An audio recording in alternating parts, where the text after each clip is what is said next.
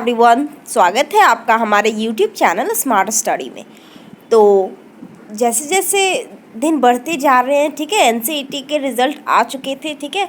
तो एक एक करके जो भी एनसीईटी पार्टिसिपेटिंग यूनिवर्सिटीज़ हैं वो अपना काउंसलिंग पोर्टल ओपन करते जा रहे हैं। जितने यूनिवर्सिटीज़ कॉलेजेस ने अपना काउंसलिंग पोर्टल ओपन किया है हमारे चैनल पर बता दिया गया है ना।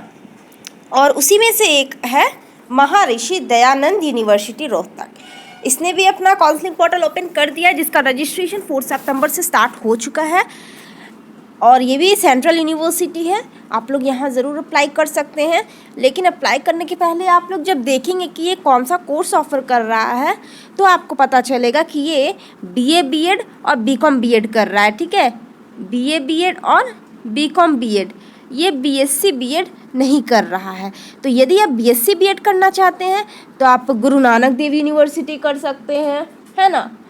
इसके पहले वाले वीडियो में उसी के बारे में बताया गया था, ठीक है। तो यदि आपको बीएससी बीएड करना है तो आप ये काउंसलिंग फॉर्म नहीं भरिएगा। यदि आपको बीए बीएड करना है, बीकॉम बीएड करना है, तब आप इसमें भरिएगा महर्षि दयानंद यूनिवर्सिटी में।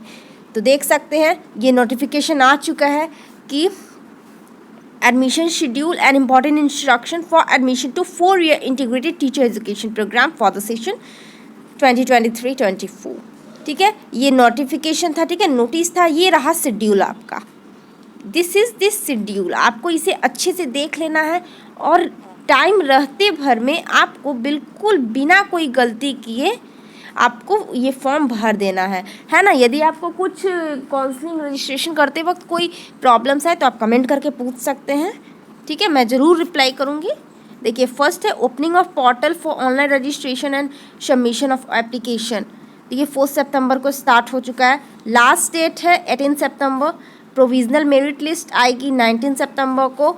Special provision for making correction in reservation category quota including uploading of supported documents if any on the admission portal. यानी कि आपने कुछ गलत कर दिया है ना, लेकिन ऐसा गलत कीजिएगा नहीं, क्योंकि सारे में एडिट का ऑप्शन देता नहीं है। इसमें देखिए रिजर्वेशन कैटेगरी में देगा और कुछ डॉक्यूमेंट्स अपलोड करने में यदि आप गलत किए हैं तो उसका एडिट का ऑप्शन देगा। डैट इज़ ऑन फॉर 20 सितंबर, 1 डे के लिए ही रहेगा ये, है ना। फिर फर्स्ट मेरिट लिस्ट आएगा करेक्शन के बाद 21 को, and then first physical counselling 23 को होगा। यानी कि जब यदि आपका 21 को नेम आ जाता है तो आपको 23 को उस यूनिवर्सिटी को रिपोर्ट करना है और फिर सबमिशन करना है 25 तक।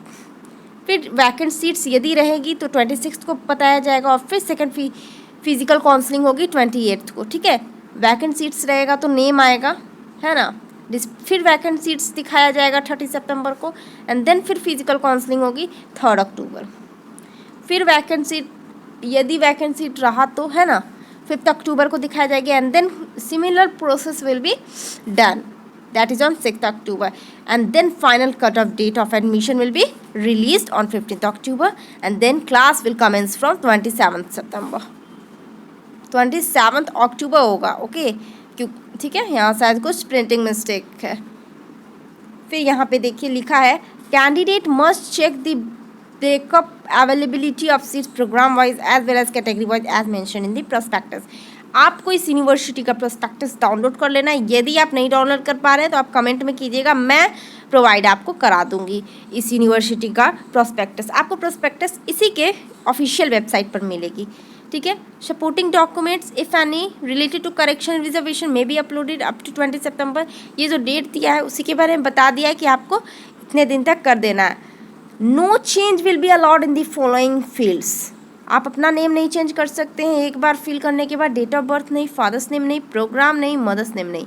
यदि आपने बीए बीएड सेलेक्ट कर दिया और फिर आप एडिट करने का ऑप्शन दिया करेक्शन का, तो आप सोच रहे हैं कि मैंने तो गलती से बीए बीएड कर दिया था, मुझे बीकॉम बीएड करना था, जो मैं एडिट के टाइम ठीक कर दूंगा, लेकिन वो नहीं होगा, ठीक है। आपको बिल्कुल ही सही से भरना है। प्रोग्राम आप नहीं चेंज कर सकते, और ये जो लिखा है 5 तो वो नहीं आप चेंज कर सकते। अपना name, father's name, mother's name, date of birth और programme. Fees have to be submitted online, ठीक है, ऑनलाइन सबमिट होगा। Candidates must submit admission fee receipt to the office department of education in person up to the last date of counselling. जब आप counselling physical counselling के लिए जाओगे तो जो रिसिप्ट है वो आपको सबमिट करना है।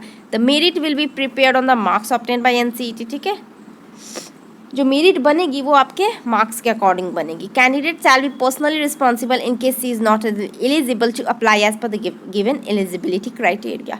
यदि आप रजिस्ट्रेशन फॉर्म भर रहे हैं और आप एलिजिबल नहीं हैं, ठीक है, candidate shall report to the department of education for physical counselling as per the counselling schedule. ठीक है, तो काउंसलिंग शेड्यूल के मतलब जो काउंसलिंग शेड्यूल में दिया हुआ है उसी के अनुसार आपको जाना है फिजिकल काउंसलिंग के लिए।